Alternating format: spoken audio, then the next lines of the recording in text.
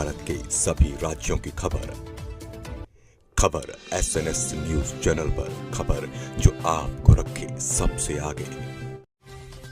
नमस्कार, आप देख रहे खबर SNS टीवी। आइए रुक करते हैं महाराष्ट्र की खास खबरों की ओर। महाराष्ट्र में बीजेपी को बड़ा झटका लगा है। माढा लोकसभा सीट से टिकट नहीं मिलने से नाराज धैर्यशील मोहिते पाटिल ने पार्टी से इस्तीफा दे दिया है। धैर्यशील ने अपना इस्तीफा महाराष्ट्र बीजेपी अध्यक्ष चंद्रशेखर बावळकर को भेज दिया। गुरुवार को बुलढाणा जिले के दूसरी बीट रोड पर नागपुर मुंबई समृद्धि राजमार्ग पर ट्रकों के बीच टक्कर हो गई, जिसमें एक व्यक्ति की मौके पर ही मौत हो गई और 4 अन्य घायल हो गए। जानकारी के अनुसार एक मालवाहक जेट विमान आयल लेकर अपने लेन में जा रही थी, तभी पीछे से आ रहे दूसरे मालवाहक ने उसे टक्कर मार दी। नवरात्रि के समय कई व्रती फूड पॉइजनिंग का शिकार हो रहे हैं। मिलावटखोर व्रत रखने वालों को भी नहीं छोड़ रहे हैं। ताजा मामला महाराष्ट्र के नागपुर में देखने को मिला। नागपुर के कोराडी के महालक्ष्मी जगदम्बा मंदिर में कार्यरत 20 से ज्यादा कर्मचारी सिंगाड़े के आटे की बनी पूरियां खाकर बीमार हो गए। इससे मंदिर परिसर में अफरा तफरी मच गई। महाविकास आघाड़ी की ओर से भंडारा गोंदिया लोकसभा सीट से कांग्रेस पार्टी के डॉक्टर प्रशांत पडोळे को उम्मीदवार बनाया गया है। पडोळे के चुनाव जिताने की जिम्मेदारी कांग्रेस के प्रदेश अध्यक्ष नाना पटेल को दी गई है। अपनी जिम्मेदारी को निभाने के लिए गाँव-गाँव में बैठकें आयोजित कर रहे हैं। में एक दंपति को पुलिस ने गिरफ्तार किया है। इन पर अपनी 18 महीने की बेटी की हत्या करने के बाद शव को कब्रिस्तान में दफनाने का आरोप है।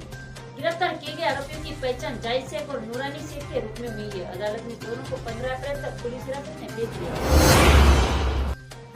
यवतमाल जिले में राज्य के उद्योग मंत्री उदय सामंत ने सांसद भावना गौड़ी से मुलाकात की। सामंत ने बताया कि इस मुलाकात में सकारात्मक चर्चा हुई है। उन्होंने कहा कि गौड़ी जल्द ही महायुति उम्मीदवार के लिए प्रचार करती नजर आएगी। सामंत ने बताया भावना गौड़ी की मां बीमार है, जिसके कारण वह मुख्यमंत्री एकनाथ शिंदे से मिलने मुंबई गई है।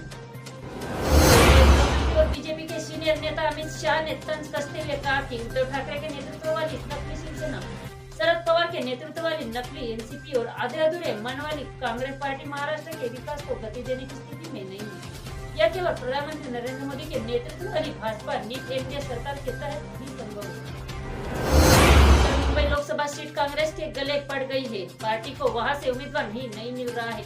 कांग्रेस अब भी कोशिश कर रही है कि यह सीट वह उद्धव सेना को दे दे और इसके एवज में वह दक्षिण मध्य मुंबई लोकसभा चुनाव क्षेत्र ले ले, क्योंकि उद्धव ठाकरे के पास वहां से विनोद घोसालकर जैसा स्थानीय सत्ता उम्मीदवार है।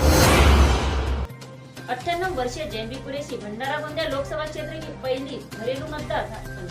बता दें कि भारत निर्वाचन आयोग चुनाव का पर्व देश का गरबा नारे के तहत हर मतदाता तक पहुंचने की कोशिश कर रहा है। लोकसभा चुनाव के पहले चरण में भंडारा गोंदिया सीट पर 19 अप्रैल को मतदान होगा। इस वर्ष आयोग ने पहली बार घर से मतदान की सुविधा प्रदान की है, जिसमें 85 वर्ष से अधिक उम्र के मतदाता और 12 डी फॉर्म भरने वाले दिव्यांग मतदाता अपने घर जाकर आयोग में मतदान करेंगे।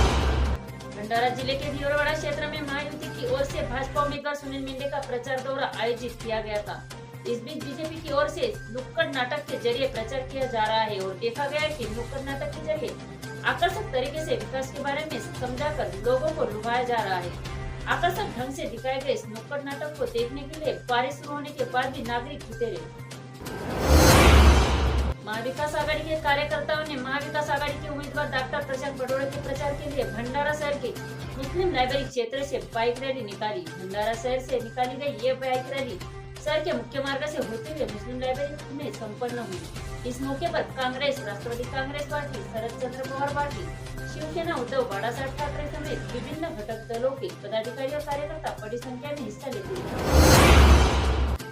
लोकसभा क्षेत्र में सुनील मेंढे के प्रचार के लिए भारतीय जनता पार्टी के विधायक और तमाम जनप्रतिनिधि गांव-गांव का दौरा कर रहे हैं। मैं यह नहीं कहूँगा कि मैंने बहुत विकास किया है, लेकिन विधायक नरेंद्र गोंडेकर ने कहा कि भाजपा ने पौनी तालुका के गाँव को करोड़ों की निधि प्रदान करने पौनी तालुका में बड़ा रिकॉर्ड बनाया है। सुनील मेंढे ने मोदी सरकार की जन कल्याणकारी योजनाओं को ग्रामीण इलाकों तक पहुँचने के लिए ईमानदारी से प्रयास किए। इस मौके पर विधायक नरेंद्र गोंडेकर ने लोगों से सुनील मेंढे को दिल्ली लाने की अपील भी की है।